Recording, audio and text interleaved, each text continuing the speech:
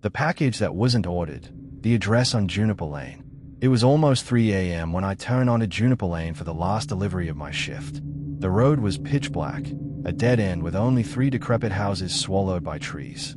I'd delivered the final package already and was relieved to finally head back when my headlights caught something sitting in the middle of the road. A box. A large, perfectly sealed cardboard box, standing upright like someone had gently placed it there moments before. I slammed the brakes, annoyed, thinking maybe it slid out of the back. But when I picked it up, I knew instantly it wasn't mine. It was too heavy, much heavier than anything I'd delivered all night. The label wasn't from the company.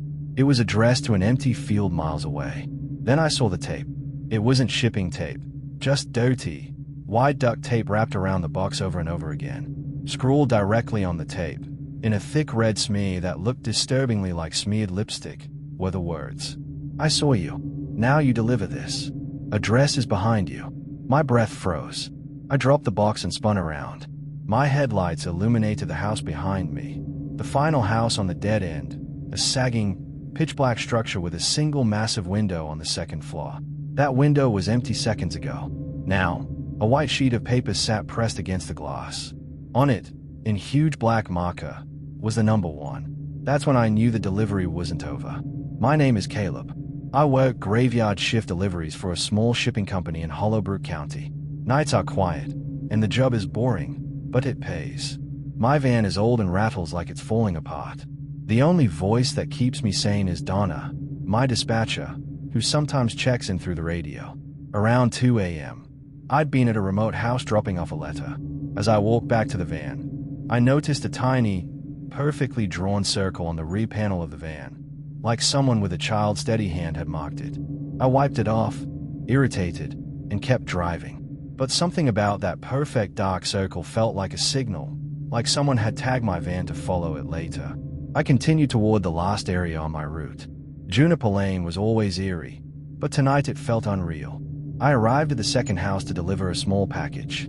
When I stepped onto the porch, I noticed an old plastic dog bowl sitting empty beside the door. A folded piece of paper towel lay inside. I picked it up instinctively. When I unfolded it, my entire body went cold. The word written on the towel was Buster. Buster was the name of my childhood dog. I hadn't said that name aloud in years. No one at work knew. No one in town knew. I backed away fast, dropped the package on the mat, and hurried to the van, my pulse hammering. Someone had been tracking me for a long time, long enough to know something no stranger should. An hour later, I reached the end of Juniper Lane. That was when I found the heavy box in the road and the message telling me to deliver it. I didn't want to touch it again, but leaving it there felt wise.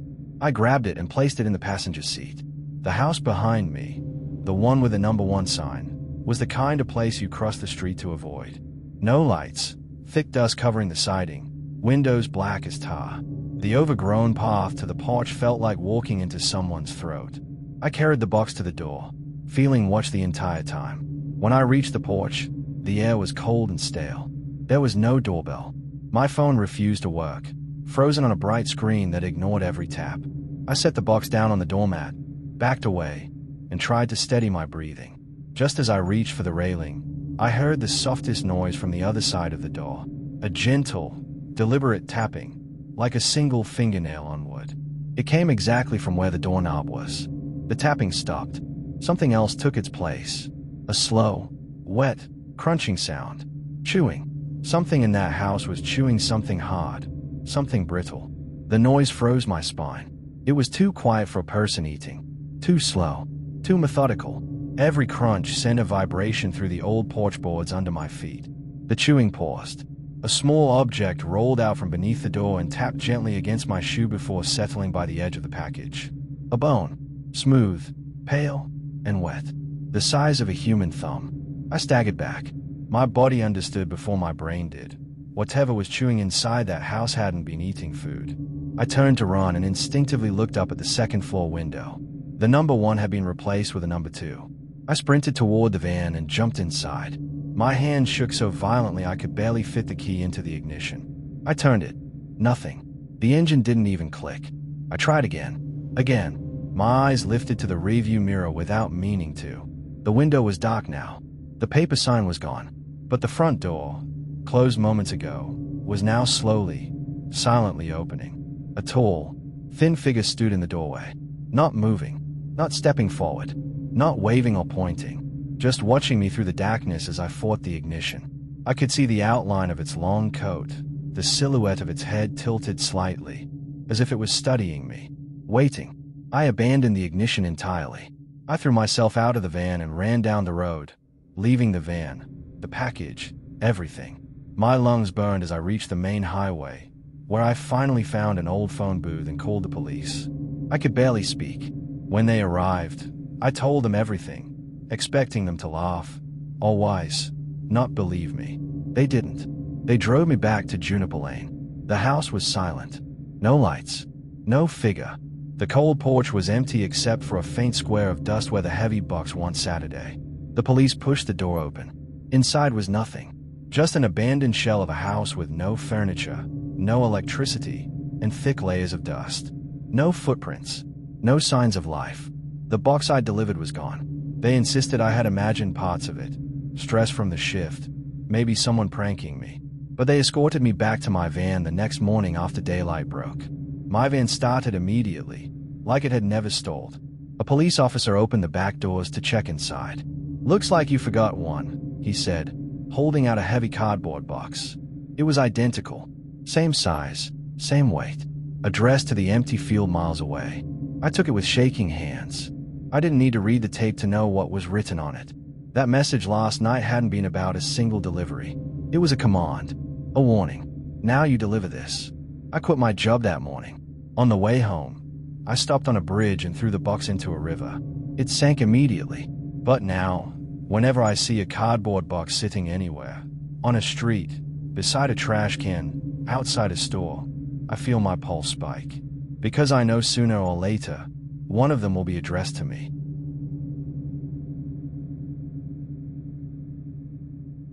The customer who paid in blood. The receipt on Cypress Avenue. The rain was coming down in sheets when I stepped onto the front porch of the house on Cypress Avenue, clutching a steaming pizza box. It was nearly 3 a.m. I had rung the bell twice before the door finally cracked open a few inches. A pair of pale, enormous eyes stared at me from the darkness inside. Blank, unblinking, unreadable. The man didn't reach for the pizza. Instead, he slid a single paper card through the small opening. "The payment is on the back," he whispered in a dry, hollow voice. I stepped back under the porch light and looked at the card. It wasn't money, or a receipt, or anything I'd ever taken as payment. It was thick white cardstock. Turning it over, I realized the entire back was covered in a large, perfect circle of dark, dried blood. Sticky, cold, and unmistakably real. I gagged and flipped it back over. The front was pristine. The price of the pizza was written in tiny, neat handwriting. Underneath was a message. "The cost is now yours. Do not look at the windows." So of course, I looked. The upstairs window wasn't a normal window. It was one giant sheet of glass, and pressed right against it, staring down at me, were 4 identical children's faces, each one pale, each one with enormous blank eyes exactly like the man at the door. Their faces were so close to the glass that the moisture from their breath formed fog halos around their mouths. I stumbled back, gripping the pizza box like a shield. "My name is Cody. I'm a late shift delivery driver in Windsor Heights. I usually clock out around 3 a.m. But tonight, at 2:30, a last-minute delivery came in from a house I'd never even noticed before. 312 Cypress Avenue. My manager, Gail, told me over the headset, they always order late. They always pay in singles. Creepy place. Don't expect a tip. When I arrived, the place was huge, old, and surrounded by dozens of white statues, cherubs, lambs, small angels. They were arranged in concentric circles around the house, and all of them were facing inward, toward the building, like guardians keeping something inside rather than watching for intruders. I stepped over the line of salt poured along the porch edge without thinking much of it. Only later did I realize that the temperature dropped dramatically the instant I crossed it. That was before the door cracked open, before the man with the blank eyes handed me the bloody payment, before the 4 identical faces stared at me the way predators assess whether prey is cornered. After the door slammed shut, I didn't wait.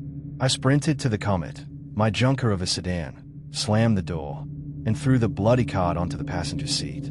I turned on the car, breathing hard, trying to process what had just happened. I had touched that card. The dried blood was now smeared across my fingers. As I backed down the driveway, my headlights illuminated the yard again. The statues were frozen, harmless, eerie, but normal. Or so I thought. In my side mirror, something shifted. A lamb statue near the top of the driveway had turned. Only a few degrees, but enough. It had been facing the house before. Now it was facing me. I slammed the brakes instead. There was no wind. The statue was much too heavy for movement to be accidental. The longer I stared, the more I felt a creeping certainty. The statues weren't guarding the house. They were patrolling something coming out of it. I drove forward, faster this time. As I passed another statue, a tall stone cherub holding a bowl, the cherub slowly rotated its head, the stone grinding softly, and faced me. Its hollow eyes locked onto the car as I sped past. I punched the gas. Rain hammered the windshield, and I called Gail over the radio, but all I got was static. The lights on the console flickered. Something wasn't right in the car. That's when a dark handprint appeared on the inside of my windshield. I choked on my breath. It wasn't a smudge on the outside. It was inside the car with me. A perfect handprint. Long fingers, wide palm, pressed against the glass as though someone invisible had just placed their hand there. I touched it. Cold. Sticky. The exact same residue from the bloody payment card. I whipped around. The back seat was empty. So was the passenger seat. The footwells were clay. No one was in the car with me. Yet the handprint was unmistakably real and drying on the glass before my eyes. I pulled over under a streetlight, shivering. I grabbed the towel I kept under the seat and started scrubbing the windshield. But the handprint wouldn't come off. It was drying too fast, staining the glass. That's when I heard a new sound. Tap, tap, tap, tap. The sound came from directly above my head. The roof of the car. 4 taps. Too slow for rain. Too deliberate. Too perfectly spaced. Tap, tap, tap, tap. I froze, staring upward. 4 taps, 4 children in the window. I threw open the door and scrambled out into the rain. I stayed at the roof. There was nothing there. The taps stopped instantly. I took a shaky breath, looked back at the windshield, and the handprint was gone. Completely gone. The inside of the glass was spotless. But on the hood of my car, glowing faintly in the streetlight, a new mark had appeared. A dark, wet circle the exact size of the huge bloodstain on the payment card. The car had been marked, and the taps on the roof were notification. Some kind of transfer was complete. Something had followed me. I drove straight back to the pizza shop, shaking uncontrollably. The bloody cardstock was still on the passenger seat. I snatched it up and burst inside. Gail! I shouted. I need to know who lives at 312 Cypress. Who ordered that pizza? Gail looked startled, then confused. Cody, what is all over that card? Who ordered it? I demanded. She typed into the computer. Mr. C. Nodi. He orders late-night pies all the time. Lives on Cypress with his wife and... She stopped. And what? Her eyes went wide. It says here he always pays for 4 special side orders. What kind? I asked slowly. She swallowed hard. 4 children's portions. A cold wave crawled through me. The diagram of the yard statues. The identical faces. The 4 taps. The circle of blood. The message about cost. The portion they wanted wasn't food. The payment they gave me wasn't money. It was the receipt. And by crossing the salt line, taking their card, touching that stain, I had accepted it. I had carried their mark into my car, into my life. I quit on the spot. I drove home, scrubbing the sticky residue from my hands the entire way. I thought I'd gotten it all off, but I noticed later that night a faint, dark stain on the sleeve of my jacket. No matter how hard I scrubbed, it never came out. Sometimes, when I drive late at night, my rearview mirror catches a glimpse of something pale in the back seat. Just for a second. A shape. A small head. And sometimes, if I stop too long at a red light, I hear it. Tap, tap, tap, tap. The cost, apparently, is still being collected. If you want.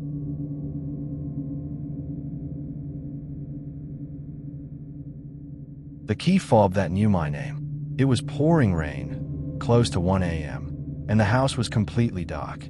I stood on the porch with a pizza delivery, waiting for the customer to sign. I rang the bell twice. The front door opened only a crack, revealing nothing but a pair of huge, blank eyes staring at me from the shadows. The man didn't take the pizza. Instead, he slid a small square of thick white cardstock through the crack. "The payment is on the back," he whispered, his voice flat and dry, like someone who didn't use his vocal cords often. The card wasn't cash or credit card. It was heavy, expensive cardstock. On the back was a massive, dark, perfectly circular stain.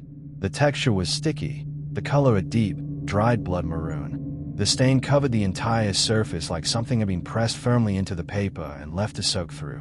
When I flipped the card to the clean side, the total of the order was written neatly in tiny handwriting. Beneath it was the message: "The cost is now yours. Do not look at the windows." I looked up instantly. The upstairs window wasn't a normal window. It was one enormous pane of glass. Pressed right up against it were 4 identical children's faces lined side by side. Same pale skin. Same huge, blank eyes as the man behind the door. All of them staring straight down at me. "My name is Cody. I work the late shift delivering pizzas around Windsor Heights. My shift starts at 10 p.m. and ends around 3 a.m. My car is a beat-up old sedan I call the Comet. This order had come in at 2:30 a.m., flagged as pay on delivery. It was for an address I had never been to, way out on the edge of the delivery zone on Cypress Avenue. As I was driving out, my manager Gail radioed me. "Be careful out there, Cody. That house is always weird. They order late. They never tip. Always pay in singles." The house was massive, ancient, and set deep into the property. The front yard was full of white statues, lambs, cherubs, angels, arranged in oddly intentional patterns. As I passed them, I noticed something confusing. Every statue was facing inward toward the house. Not forward, not outward, toward the structure itself, like they were guarding it. When I reached the porch, I noticed the windows, every single one, including the small basement windows, had a thin, perfectly straight line of salt poured across the bottom sill. The line was clean, unbroken, and deliberate. I stepped over the salt on the porch and immediately felt the air temperature drop dramatically. It was like stepping into a pocket of cold air separate from the world around it. After the man handed me the bloodstained card and the door slammed shut, I stared at the 4 faces in the window. Their eyes didn't blink. They didn't move. They simply existed there, pale and waiting. I snatched the pizza back, shook off the water, and looked again at the card. The dark stain on the back glistened as if still fresh. When I looked at the clean side again, more handwriting had appeared. Neat, tiny, impossibly fast. "The receipt is yours. You cannot give it back." My fingertips were sticky. I looked down at my hands. They were smeared with the same dark residue that had been on the card. The man had made sure the payment didn't stay behind. I tried to shove the card back through the door crack. "Sir, I can't take this. I need real payment." From the other side, the same voice whispered, "It is accepted. You crossed the salt line. Now we keep the warmth." The door shut completely, ending the conversation. The faces in the window didn't move or blink as I ran back to my car. I jumped into the Comet and scrubbed my hands desperately on my jacket. As I backed down the driveway, my headlights swept across the statues again. The lambs and cherubs still faced the house. But when my car moved past one of the closest lamb statues, I saw something that made me slam the brakes. The statue had turned. Only a tiny rotation, but unmistakable. It now faced outward, toward my car. I stayed for a long second. There was no wind strong enough to move it. It must have weighed at least 100 pounds. I shifted into drive and eased forward. As my headlights passed the next statue, a tall cherub, I watched its stone head pivot slowly, silently, following my moving car. They weren't just watching the house. They were tracking me. I burst onto the main road and sped away in the rain. I grabbed the radio to call Gail, but the only thing coming through was static. When her voice finally broke through, I could only hear fragments. "Cody, signal, can't." I was gripping the wheel so hard that my knuckles were white when something suddenly appeared on the windshield. A dark, wet, perfect 5-fingered handprint pressed against the inside of the glass. My heart nearly exploded. I was the only one in the car. The handprint was cold and sticky to the touch, the same texture as the blood on the payment card. The residue dried quickly, leaving a dark stain inside the glass that partially blocked my view. Panic overtook me. I pulled off under a street lamp and grabbed a towel to scrub it off. That's when I heard it. A slow, rhythmic tapping above my head. Not rain, not branches. 4 deliberate taps. Tap, tap, tap, tap. I felt my whole body go cold. 4 taps. 4 children in the window. The tapping repeated. I threw the car door open and jumped out, staring at the roof. Nothing was there. The rain had completely stopped. The air was silent. I turned back to the windshield. The dark handprint was gone. But on the hood of the Comet, a large, perfect dark circle, slick, wet, and faintly glistening, had appeared. The exact size and shape of the bloodstain on the payment card. As if the mark had transferred. As if something had tapped 4 times to signal the exchange. The circle seemed to pulse in the glow of the street lamp. I drove straight back to the pizza shop, shaking, ignoring every instinct screaming to abandon the car altogether. When I crashed through the back door, Gail jumped. I slammed the stained cardstock onto the counter. Gail, who ordered the pizza? What's the customer name? What's their deal? She pulled up the order slip. Paid cash. No credit card. Address was 312 Cypress Avenue. Why is this card covered in? She stared at the dark stain. Is that blood? Who lives there? She clicked through the customer profile. The name is Mr. C.O.D. He orders maybe once every few months. Lives with his wife and... She squinted at the screen. And what? And 4 kids, she said quietly. The note says he always orders a late-night pie with 4 children's portions. Special instructions that say, keep the food warm. Payment guaranteed. The 4 children's faces stared at me in my mind again. The 4 taps on the roof. The 4 stained fingerprints still tingling on my palms. I dropped the card. I realized the receipt wasn't for the pizza. It was for them. The cost wasn't money. It was warmth. Human warmth. And by crossing the salt line and accepting the payment, I had given them mine. I quit immediately. But no matter how much I scrubbed the Comet, the faint dark ring on the hood never fully disappeared. Neither did the residue on my jacket. A permanent receipt. Proof of a payment I never meant to accept. And every night since then, I avoid Cypress Avenue. Because I know if I ever go back, they'll finish collecting the rest of the cost.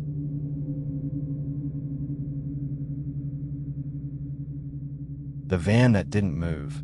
The face in the fog on Elm Street. The fog was so thick that morning my headlights looked like 2 dying candles burning underwater. It was just past 4 a.m. The dead hour when even insects stopped making noise. I was on Elm Street for my final pickup of the night. The fog smelled wrong. A mix of stale gasoline and wetwood. It clung to my windshield like something poured from a machine rather than formed naturally. The deeper I drove, the heavier it felt, as if it had weight. Elm Street bordered an empty field and a dense line of pines. At this hour it felt abandoned, like a forgotten corridor no one should travel anymore. That's when I saw the massive white cargo van parked on the shoulder. No lights, no engine, no movement. It looked placed there, not driven. As I passed it, I noticed every window was fogged from the inside, as if the entire van were humid and occupied. I leaned forward to get a better look, and a perfect circle wiped clean on the passenger window. Slowly, deliberately, pressed against the clued circle was a pale face. Motionless, eyes wide and staring. The eyes followed my truck as I passed. Then the person lifted a trembling finger and wrote a single number in the condensation. 3. The face jerked backward and vanished. The fog sealed over the glass. I didn't stop. I didn't speed up. I just gripped the wheel and kept moving, telling myself maybe they needed help, but knowing deep down that whatever was happening was not something I should get involved in. My name is Alex. I work overnight pickups for Express Route. Nothing dramatic. Warehouse runs, sealed packages, empty roads. But the rest of Elm Street felt wrong. No wind, no animals, no background noise. Just a low hum under the ground, like a distant generator shaking the soil. And the fog smelled stronger, almost chemical. I finished my pickup at the factory and headed back, but I couldn't shake the image of that terrified face, or the number 3. When the van came into view again, something in me, fear, guilt, instinct, made me stop. I stepped out into the heavy fog. The air around the van felt warmer than the road behind me. At the back doors, I found a heavy industrial padlock coated with the same sticky gasoline-like residue. In the dirt beneath it lay a broken shard of a key. The other half was jammed in the keyhole, snapped off by someone who tried desperately to unlock it. On the padlock surface was a small, dark fingerprint, too small to be an adult's. Someone young had tried to get inside. I grabbed the wrench from my truck. As I raised it to strike the padlock, I heard a soft cough from inside the van. Small, dry, like a child choking on dust. Then a tiny white feather drifted out of the keyhole, light and dry, floating like it had been waiting. I smashed the padlock. On the third blow it broke. I yanked the doors open. The interior was pitch black and completely empty. No seats, no crates, no person. Just a cavernous metal hole that smelled faintly of dust and gasoline. My flashlight revealed nothing, until I aimed it at the back wall. 3 sets of small handprints were smeared across the condensation. One small, one smaller, one tiny, all pressed as if trying to escape. As I stared, the smallest handprint slowly dragged downward, leaving a thick black trail behind it. Oil, not water. Something inside the metal wall was moving. I stumbled backward and slammed the doors shut. Just then something scraped across the roof. Sharp, fast, like many tiny nails dragging across metal. The sound zipped from the front to the back of the van in a rapid skittering line and stopped above me. I ran. I jumped into my truck, slammed the door, and shifted into reverse, then froze. Inside the rear window condensation, a fresh number had appeared. 3. It hadn't been there before. I floored it all the way to the express route depot. I stumbled inside and told the night manager, Barry, everything. He called the police. They found the unregistered van exactly as I described it. Empty, padlock broken. They said the handprints were old moisture patterns. But I had watched one move. After they left, Barry approached me holding a piece of shipping tape he'd found on the floor of my truck. Did you drop this? Written on it in thick black ink were 3 names. Liam, Sadie, Thomas. Beneath the names was one final line. 3 deliveries completed. Waiting for the last one. My stomach dropped. The children. The handprints. The face in the window. The number 3. The cough. The broken key. I quit that same week. I don't drive Elm Street anymore. I avoid fog whenever I can. And most mornings, before I get in my car, I wipe the rear windshield clean, just to make sure there isn't a new number waiting there. Because if a 4 ever appears, I already know I'm the final delivery.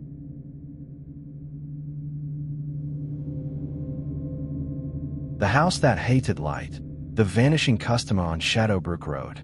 It was almost exactly 1 a.m. when I turned onto Shadowbrook Road with the strange delivery sitting in the back of my van. The package had come with instructions so strict and unsettling that I read them 3 times. Do not use headlights on the driveway. Knock 3 times, then wait 30 seconds. I thought it was just another eccentric client, until the moment I entered the street. Every house was dark. No porch lights, no security lamps, no glowing windows. The entire neighborhood looked abandoned, like all the homes were hiding from something. Even the air felt wrong. Heavier, thicker, like it was warning me not to be there. I killed my headlights before turning into the mansion's driveway. The darkness swallowed everything immediately. The house itself was massive and old, built from dark stone that reflected no moonlight at all. The windows were tall, black mirrors staring back at me. In the cargo area sat the package, a compact metal box wrapped in black vinyl, the size of a microwave. No labels, no barcode, no sender, just a tag tied to the handle that read, "For the appointment." I carried the box up the stone steps to the towering wooden door. Its knuckle was shaped like a crow, beak open. Following the instructions, I knocked 3 times, slow and loud. When the last knock echoed away, I started counting. At 22 seconds, something in the narrow window beside the door changed. A tiny red glow appeared low to the ground. Perfect. Round. Alive. It blinked once, then began gliding toward the door. A whisper drifted through the wood. Calm. Cold. You are late. The package has been waiting. I was maybe 3 seconds late, but the voice made it sound like a danger, not an inconvenience. The massive door swung open silently. A hand extended from the darkness. Thin, bony, too frail looking to hold something heavy, yet it grasped the metal box firmly. As it pulled the package inside, something sharp pricked the back of my hand. I jerked away. On my glove sat a bead of thick, black liquid, cold, metallic, heavier than tar. It didn't soak in. It sat on the fabric with impossible weight. The whisper returned. "You have accepted the payment, Morgan. The mark will ensure you see the way." I hadn't told anyone at work my name. The door closed without a sound. The red glow vanished. I ripped off the glove and wiped the black liquid away immediately, rubbing until the stain disappeared. I didn't want even a trace from that hallway touching me. I speed-walked to my van, fired up the engine, and only when I reached the main road did I turn my headlights back on. That's when I noticed the glow. The back half of my van was shining, brilliant white, as if floodlights were blasting inside it. I slammed the brakes, ran to the rear, and flung open the doors. Nothing. Pitch black cargo space. But when I closed the doors again, they stopped glowing. Open, dark, close, glowing from memory. The van wasn't producing light. It was remembering it. I drove back toward the depot. The highways were empty, the streetlights far apart. As I passed through a long underpass, I glanced at the passenger side window and froze. A figure sat beside me, tall, thin, featureless, like a human-shaped void cut into the air. It wasn't my reflection or trick of light. It had shoulders, a neck, long arms folded in its lap. It faced forward, but its presence pressed against my chest like a weight. I slammed the brakes. The passenger seat was empty, but in the window reflection, the figure remained, staring at me through its blank silhouette. Slowly, it lifted a long, shadowy arm and pointed to the sleeve of my jacket, right where the black drop had soaked through the glove. A faint stain still marked the fabric. I floored the accelerator and didn't let up. The shadow and the reflection faded only when distant streetlights grew strong enough to wash it out. Then the dashboard clock shut off. Not dimmed, not broken, just an empty, black void where the numbers belonged. That's when a whisper breathed against my ear. "The time is now theirs. You delivered the vessel." I didn't look toward the passenger seat. I didn't breathe. I stared straight ahead, until something in the side mirror caught my eye. A red glow. The same glow from the mansion. But now it floated along the road behind me, keeping perfect pace with the van. It didn't bounce or flicker. It tracked me like a hunting dog following the scent of the black stain on my sleeve. I didn't stop until I reached the depot. I burst into the warehouse and found Wallace, the night supervisor. I spilled everything. The mansion, the instructions, the glow, the shadow, the stain. To my surprise, he didn't dismiss me. He looked terrified. He pulled up the system log. The package, the black metal box, wasn't for delivery. It wasn't for any customer. It wasn't supposed to leave the building. It was a special battery unit meant for internal diagnostics the next day. According to the manifest, no delivery order exists. No client requested it. No address matches the mansion. And Shadowbrook Road.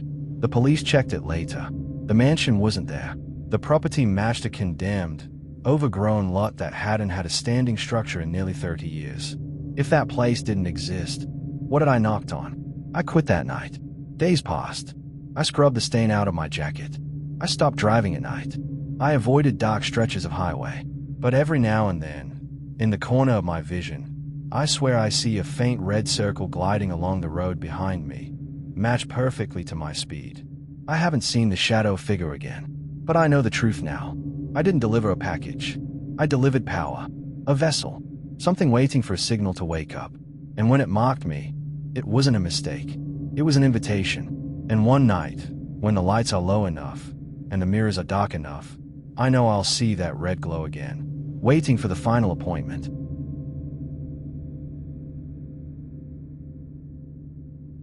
The package that smelled like old clothes. The pickup on Ferry Road. It was 2:30 a.m. when I pulled onto Ferry Road for a high-priority pickup, not a delivery. The instructions were specific. Collect the sealed fabric bag from the front porch and do not look at the windows. Ferry Road was an isolated stretch past the Riverbend district, a rural piece of land that always felt like it had been carved out from the rest of the living world. My van's headlights cut through the dark fields as the narrow road grew more overgrown, the branches forming a tangled arch overhead. For nearly a mile, dead pine trees lined the road in a perfectly straight row, each one with a small white ribbon tied around its trunk, fluttering in the cold wind. It felt like a boundary, as though I was entering a space not meant to be disturbed. The farmhouse at the end of the driveway was small, rutting, and utterly silent. My boots made loud crunching noises on the gravel, louder than they should have been, like the silence around me was amplifying every sound I made. I approached the porch, keeping my eyes away from the dark upstairs windows. Sitting on the wooden bench was a huge gray fabric bag, stuffed tightly with something heavy, so heavy the seams were stretched and the drawstring was straining. The smell hit me immediately. Old, damp wool and dust, like clothes locked in a basement for 50 years. A label dangled from the string. It wasn't a shipping label. It was a piece of brown parchment with one word written in faded ink: remember. I hoisted the bag onto my shoulder. It weighed as much as a full-grown person.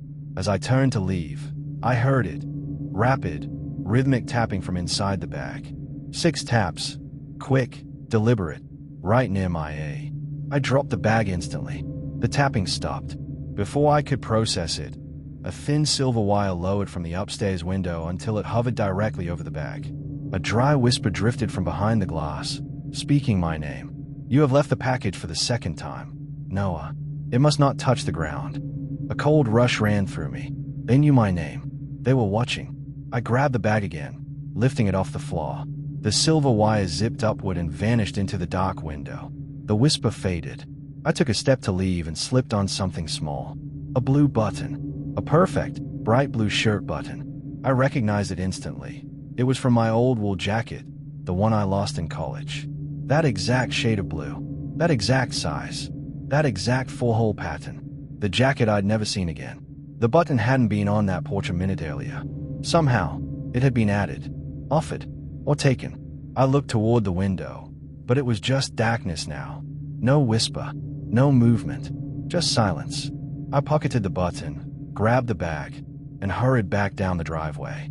The whole time, I felt watched, nudged along by the cold wind and that eerie boundary of dead pine trees wrapped in white ribbons. In the van, I tossed the heavy bag onto the passenger seat. The smell of old wool grew stronger, filling the cabin. I started to drive, but the wheels immediately spun uselessly in the mud. As I fought with the van, a dragging sound started somewhere behind the farmhouse. Slow, heavy, something being pulled across hard-packed earth. It grew closer and closer, heading straight for the porch where I had just been. The dragging never sped up. It kept the same slow, dreadful rhythm, as if whatever was moving didn't need to hurry.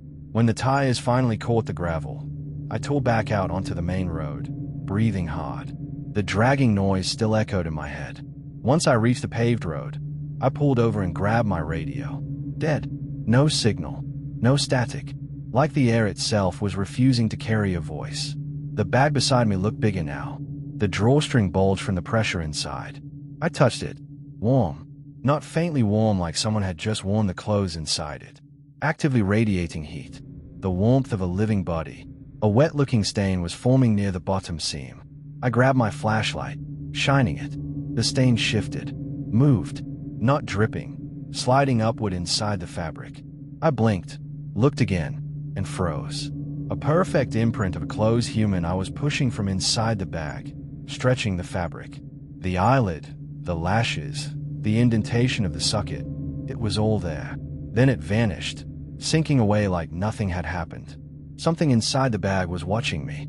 I drove without looking at the bag. I kept my eyes locked on the road. My breath fogged the windshield. I could feel the warmth of the bag intensifying, pulsing like circulation. Then the hissing began. Loud, sharp, like air being forced out of a compressed seal. I panicked and yelled, "Stop! What do you want?" The hissing stopped instantly. The bag rocked violently on the seat, slamming against the dashboard. I grabbed it with both hands until it went still. Silent. Dead still. A whisper echoed through the cargo bay behind me, even though I was alone. "You are too loud, Noah. Remember the code." The pickup instructions had said code 792. I assumed it was for access, but the whisper said remember. The code was for me. A command. A rule. Something about silence or behavior I had broken by yelling. The bag had reacted. Punished me. I didn't speak again for the rest of the drive. By the time I reached the secure transit depot, my hands were shaking. I dragged the bag onto the receiving counter. The warmth of it had grown so intense that my palms tingled. I told Lenny, the supervisor, everything. The tapping, the wire, the whisper, the blue button, the eye on the fabric. He listened without interrupting, then pulled up the manifest. "The system says this is a special request," he said. "A return of personal items from Ferry Road." He frowned. "But this address isn't in active use. It's flagged as an abandoned property." I demanded the customer name. He typed and pulled up the file. "Samuel Oakes," he read. "Old man. Grainy photo." His smile faintly crooked. But what froze me was the jacket he wore. A bright blue wool jacket with a white ribbon tied around the sleeve. The same jacket my missing blue button came from. The same ribbons tied around the dead pine trees lining the road. Lenny looked at the code again. 792. That's not a random code. That's July 9th, 2002. He scrolled.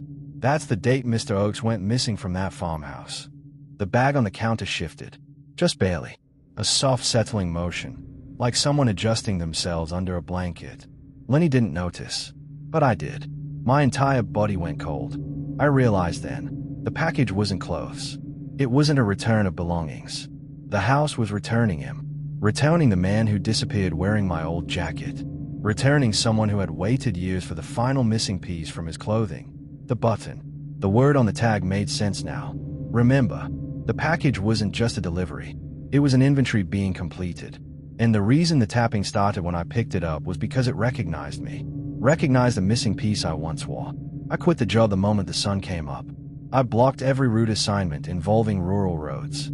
I threw away the jacket the button belonged to. But I never found the button again after I placed it on the desk. Lenny claimed he never saw it. Sometimes, at night, when my house is quiet, I hear the faintest tap tap tap from an empty room. Not loud, not threatening, just patient, like something very old wrapped in wool is still making sure I remember.